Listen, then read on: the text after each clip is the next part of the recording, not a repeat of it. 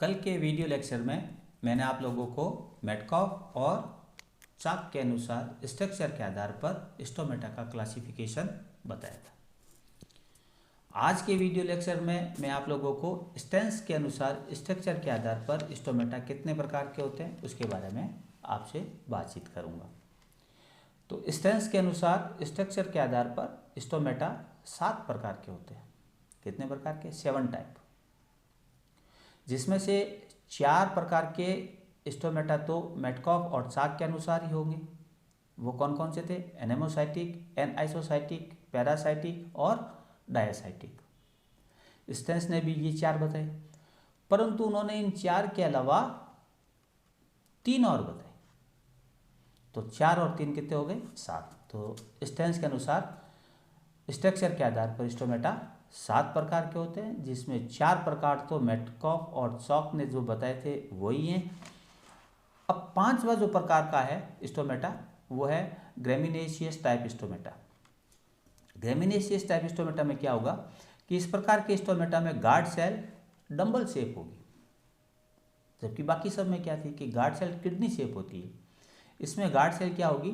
Dumbbell shape होगी, और इस डंबल शेप गार्ड सेल के चारों तरफ 2 सबसाइडी सेल उपस्थित रहेगी, और ये दोनों सबसाइडी सेल है वो गार्ड सेल के पैरेलल अरेंज रहती है, पैरेलल रूप से विन्यासित रहती है। ठीक है, इसकी एक बार वापस समरी कर देता हूँ। स्टेंस के अनुसार स्ट्रक्चर के आधार पर स्टोमेटा 7 प्रकार के, जिसमें से 4 प्रकार तो मेटकॉफ और चॉक के अनुसार वाले 4, और 5वां है ग्रेमिनेशियस टाइप स्टोमेटा।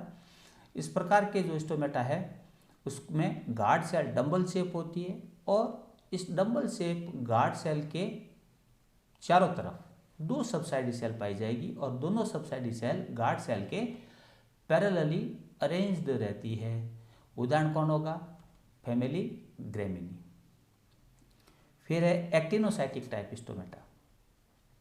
एक्टिनोसाइटिक टाइप स्टोमेटा, इस प्रकार के स्टोमेटा में गार्ड सेल 4 सबसाइडी सेल से घिरी रहती है।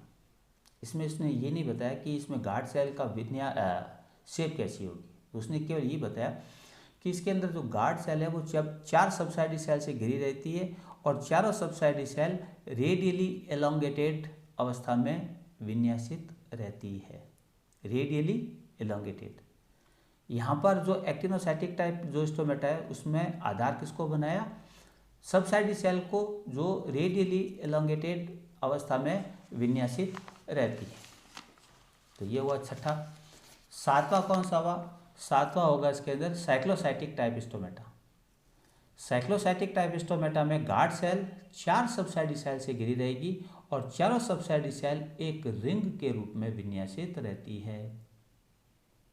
ठीक है, तो यहाँ पर भी उन्होंने क्या किया? गार्ड सेल की शेप के बारे में कोई बात नहीं करी, केवल बात किसकी करी कि गार्ड सेल के चारों तरफ पाई जाने वाली सबसाइडी सेल की बात करी।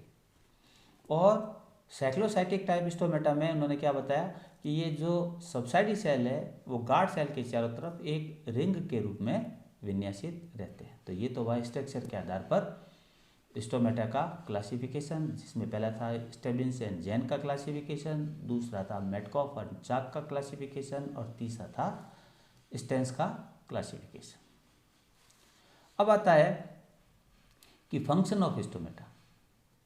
स्टोमेटा का फंक्शन क्या है? प्लांट में जो स्टोमेटा पाए जाते हैं उनका कार्य क्या है, फंक्शन क्या है? तो इसका फंक्शन क्या है कि फिजियोलॉजिकली दृष्टि से स्टोमेटा काफ़ी इंपॉर्टेंट होते हैं।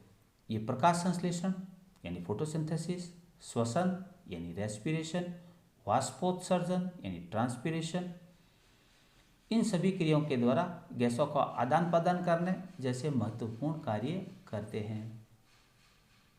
ये सबसे ज़्यादा, ये मैंने इसको क्या किया, इसको बिल्कुल ही शॉर्ट में और नट सेल में बता दिया।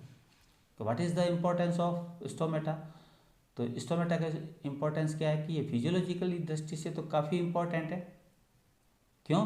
क्योंकि स्टोमेटा फोटोसिंथेसिस में काम आते हैं, रेस्पिरेशन में काम आते हैं, ट्रांसपिरेशन में काम आते हैं, और गैसों के एक्सचेंज ऑफ गैसेज के रूप में भी ये काम में आते हैं।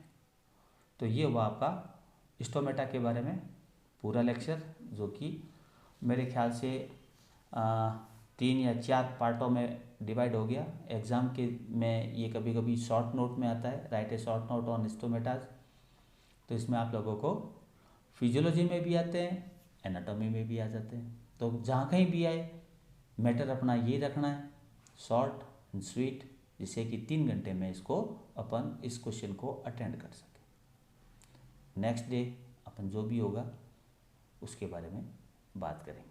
तो नेक्स्ट जो मेरा वीडियो लेक्चर होगा वो बुल्लीफॉर्म सेल पर होगा। ठीक है, तो बुल्लीफॉर्म सेल क्या होती है, कहाँ पाई जाती है, क्या फंक्शन है, इसके बारे में बात करें। ठीक है।